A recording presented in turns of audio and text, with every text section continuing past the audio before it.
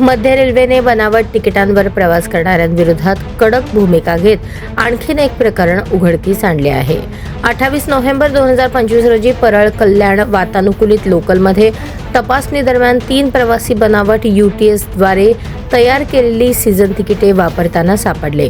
तिघांविरुद्ध भारतीय न्याय संहिता 2023 अंतर्गत गुन्हा दाखल करण्यात आला आहे. ही कारवाई मुंबई विभागातील तिकीट तपासक प्रशांत कांबळे यांनी RPF पथकाशी समन्वय करून केली. त्यांच्या तपासणीत तिन्ही तिकिटांवर एकच UTS क्रमांक आढळून आला. सामान्यतः प्रत्येक UTS जनरेटेड तिकिटेचा क्रमांक हा वेगळा असतो. प्रवाशांनी मोबाईलवरील माय फाईल्स डॉक्युमेंट्स फोल्डरमधून तिकिटे दाखवली, परंतु UTS ॲपमधून ती उघडता न आल्याने संशय निर्माण झाला. तपासासाठी सर्व मोबाईल क्रमांकांची पडताळणी केल्यानंतर या क्रमांकावरून कोणतीच तिकिटे जारी झाले नसल्याची पुष्टी मिळाली. त्यानंतर नीरज तलरेजा, अथर्व बाग, आदिती मंगळूरकर या प्रवाशांना कुर्ला GRP कडे सोपवण्यात आले. पुढील तपासात ही बनावट सीझन तिकिटे AI द्वारे तयार करण्यात आल्याचे समोर आले.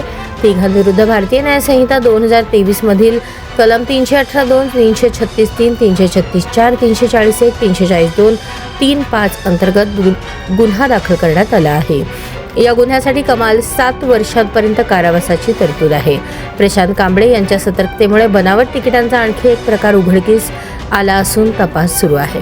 मध्य रेल्वेने प्रवाशांना आवाहन केले आहे की त्यांनी फक्त अधिकृत स्रोतांमधून वैध तिकिटे बुकिंग काउंटर, ATVM किंवा अधिकृत UTS मोबाईल ॲप यांच्याद्वारेच बुक करावीत. बनावट तिकिटांवर प्रवास केल्यास कठोर कारवाई होणार असल्याचेही मध्य रेल्वेने स्पष्ट केले आहे.